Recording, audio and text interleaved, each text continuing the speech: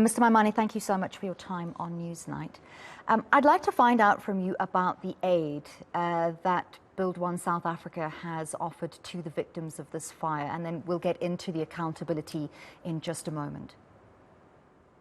Good evening, and good evening to fellow South Africans. What I have done is I've asked all our teams to set up a help desk in Johannesburg. They are busy at this point in time helping people who have no place to stay to be assisted with, people without food to be helped with, and then naturally, as many people who will be looking to find how they can be identified, identity documents that have gone missing, I'll ask them to do that. And then what I'm challenging people to do, many of, if you find children who are meant to be at school, meant to be helped with that, we've got to be able to assist once to reincorporate them into schools by assisting with either new textbooks, etc. So this is going to be the long-term work that Build One South Africa is doing. But the immediate urgency is the shelter, the provision of food, and also a help desk so that we can identify needs going forward. You're saying that those who are responsible for the building should be held accountable. Who do you think those people are? Well, without doubt, it's the city of Johannesburg.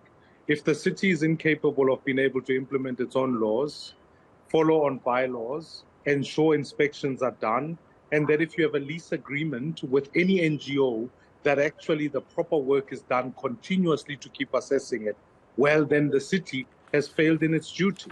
And I think we mustn't sit back here and try and play political point scoring. At this point in time, Johannesburg is facing a failing government, and I think accountability must be sought. 76 of our fellow citizens or our fellow as people have died on this fire, and I don't think we should sit back and play political football and try and make it an immigration issue or try and make it anything other than the fact that there's loss of human life in a building that was poorly inspected, that nobody, in fact, had the proper protocols to keep observing what goes on in there, and lives are lost. If we don't hold anyone accountable in this regard, we will, as we get used to shack fires, continue to get used to building fires. You were the DA leader when Herman Mashaba was Joburg mayor. What discussions did you have then already about the occupation of inner city buildings and trying to make some progress in addressing the issues? It was always a constant dialogue, right? Asking for Mr. Mashaba as he would go into town to fight, that there would be a proper investment. You will recall at the time, there was over a 2 billion rands investment, if I'm not mistaken, in that. That was a partnership between one of the private lenders and the state resources to try and rejuvenate the inner city. And part of the rejuvenation was about asking private sector players to come and occupy buildings where the city would be able to provide basic services, inspections, ensuring that ultimately the housing or the buildings were suitable for human occupation. So we had a long-term vision for what the city of Johannesburg and the inner city rejuvenation would look like. Until that decision, of course, as you know, the rest is history. And I think administration after administration, including this one, which effectively is an ANC-EFF coalition with a puppet mayor at the front, has failed to now begin to advance that project. The funding was committed at the time. I know that rejuvenation had begun, and we already started to see some buildings being recapacitated for social housing for citizens of who are living in the city of Johannesburg. There are so many forgotten people in our horribly divided society. They're not served, they fall between the cracks, they're not protected, and to some degree they become invisible. And it takes a tragedy like this to highlight the conditions in which they live. How do we better serve these forgotten people? I think more than anything, we've got to be clear. And this is a theme that occurs all across the country. It's not just in the inner city. I'd like to target one vulnerable group, which are poor citizens, who often, because of poverty, have lost their dignity and lost agency. What has to happen is that we have to restore political leadership so that it stops coming to people only during votes, but actually to be amongst the people. Local government is a fundamental place where we need to know where every citizen is, be able to say for those particularly who are poor, how do we give indigent provision? And how do we ensure that law enforcement is put into play by bringing police lower down to communities? And therefore, I think in a time such as this one, particularly the faceless, nameless people of our country, what we've got to do is be intentional. And I think the Home Affairs must come here on board. We must ensure that we strengthen local government. I can't stress that enough, because as we've been discussing national government issues, local government collapse and failure is something that will be with us for decades to come. And we need to capacitate municipalities by not just sending people who are sometimes unqualified, don't know how to run cities, but actually making sure these are people who are where the rubber, in fact, does hit the road for any one of us, is the most effective level of government we can provide.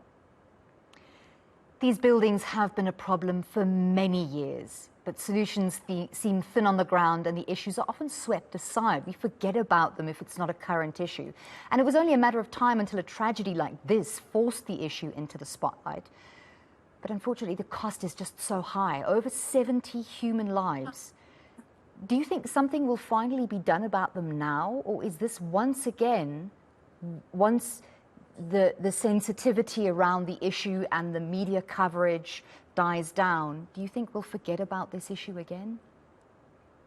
I pray that we don't as South Africans.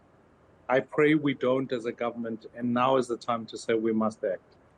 Because where it's most difficult is that it wasn't a month ago or people were dying of cholera in a local government. There are many others in many communities who are suffering, and they maybe remain unseen. This is a tragedy of what we've become comfortable in fires and shack fires over the winter period.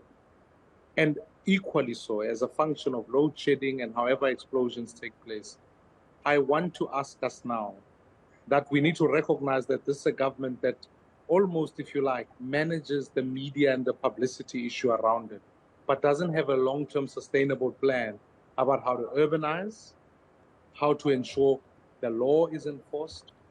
And I think it's going to be important that as the people of this country, we recognize that when government fails, these issues are going to continue. So my urge and call to the people of this country is that now is the time to act, but not only in terms of the compassionate humanitarian work that we've got to do, but to ask better of political leadership to govern our cities better so that we don't have a repeat of this tragedy, because it's one we cannot get used to, and it's one that we can't simply just say, let's manage the media and get through it. So that's why I think I want to say that I am as disappointed as anyone else with this revolving door of mayors in the city of Johannesburg. Let's stabilize the administration of the city so that we learn the lessons, appoint the best people, and deliver services. So we understand that these are the lives of 76 people, regardless of whether they are South Africans, whether they are legal immigrants, illegally in the country or not. However, the issue of immigration does come into it because it's such a complex situation. During this interview, you mentioned the word citizens a couple of times, local government, the enforcement of our country's laws. And that makes this a very complex issue to deal with. You also mentioned a little bit earlier political point scoring, and we know we're in election season. So making this an immigration issue might be tempting and has clearly been tempting for some leaders. However, we have to acknowledge that immigration laws do play a role in creating situations where people are forced to live in poverty, where they are forgotten, where they are underserved. How do we find the balance between that? I think more than anything, let's remind ourselves, and I want to emphasize this point. The quality of a life can never be determined by the passport it holds. Because when we then begin to assess life on that basis, then we lose our sense of humanity. Because tomorrow, somebody will turn around and say, no, it's just the Tsongas, or it's just the Zulus, or Xhosas, or whatever. We must uphold the quality of life. Immigration does not begin domestically. Once people are in country, it's a bit like when water flows into your house and a tap is leaking somewhere. if you fail to close the tap, you'll always be dealing with water in your house.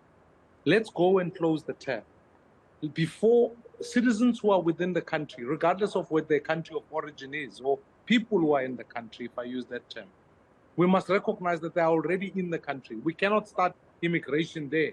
Anyone who fantasizes about mass deportations of people must realize that they're living in a fantasy.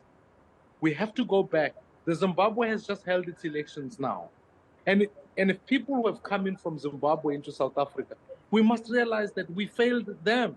We failed to ensure that there are free and fair elections with dealing with the source of the challenge. So when people are already in the country, let's legalize, and actually, if we're going to open a door, let's strengthen the Home Affairs. There are only 7, as Minister Motsoaledi has already said, 7 refugee centers. So when people are trying to apply for legality, they can't get it. Can we digitize the system so that anyone who is in the country is accounted for, and that person actually subscribes to South African laws, can be held accountable to a South African system, and that their law enforcement is being imposed upon them regardless of what country they come from.